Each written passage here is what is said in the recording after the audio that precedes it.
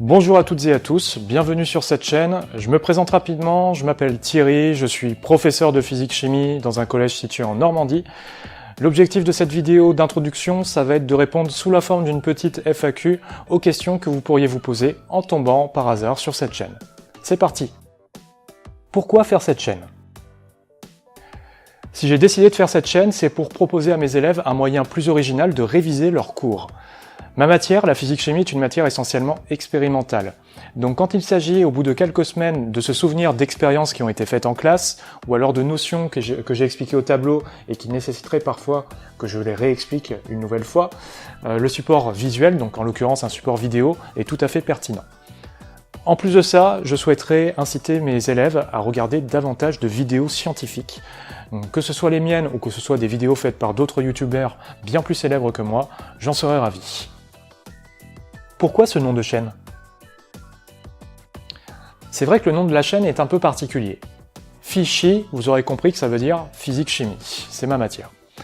Ensuite, pour le rock'n'roll qui est mal orthographié, c'est totalement volontaire de ma part parce qu'il y a en réalité un jeu de mots que mes élèves pourront peut-être comprendre. Que va-t-on trouver sur cette chaîne? Tout d'abord, sur cette chaîne, vous trouverez des résumés vidéo sur des notions de programme de physique-chimie au niveau collège. Très honnêtement, cette année, je vais plutôt me concentrer sur le niveau 3e, dans l'optique de préparer mes élèves au brevet. Ensuite, je n'exclus pas éventuellement dès cette année de commencer à faire des résumés vidéo sur des notions un petit peu complexes du programme de 4e. Mais étant donné que je suis avant tout professeur et pas du tout vidéaste, tout ça c'est nouveau pour moi. Donc que ce soit le tournage ou le montage, ça va me prendre beaucoup de temps.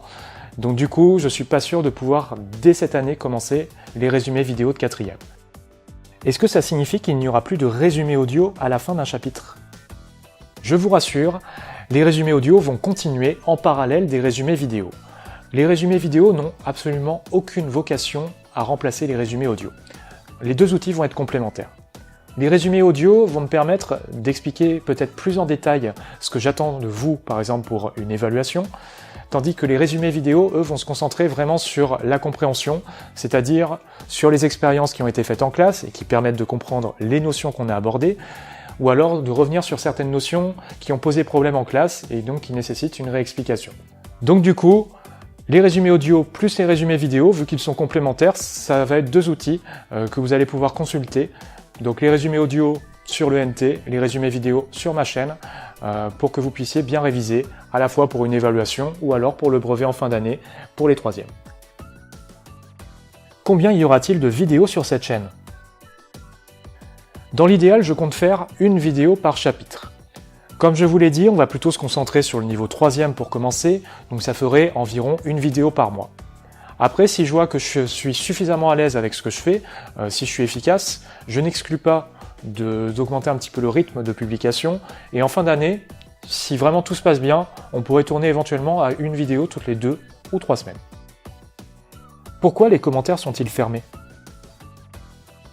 Vu que mes vidéos s'adressent principalement à mes élèves, et c'est ma manière de faire, mes élèves peuvent très bien faire leurs commentaires directement, donc au professeur, parce qu'ils peuvent me voir au collège, et donc du coup, s'ils ont des commentaires positifs ou des commentaires négatifs, à partir du moment où c'est constructif et ça permet finalement d'améliorer la qualité de mes vidéos, je suis tout à fait preneur.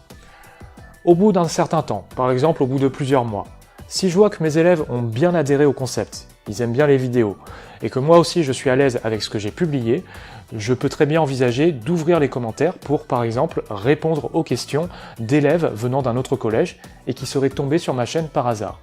Donc dans ce cas-là, au bout de quelques mois, si vous avez des questions, vous pourrez les poser dans les commentaires, moi je lirai les commentaires et puis j'essaierai de répondre de la manière la plus précise possible aux questions que vous vous posez. Y aura-t-il autre chose que des résumés vidéo sur cette chaîne? La réponse est oui.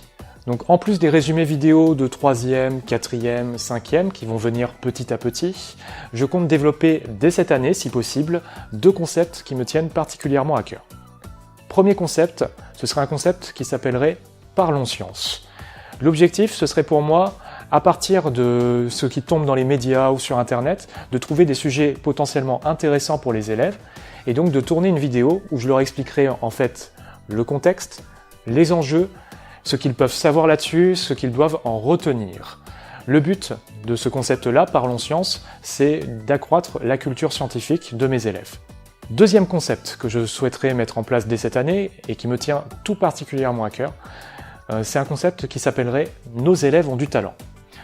Ça consisterait en fait à proposer aux élèves de réaliser des expériences simples avec peu de matériel à la maison.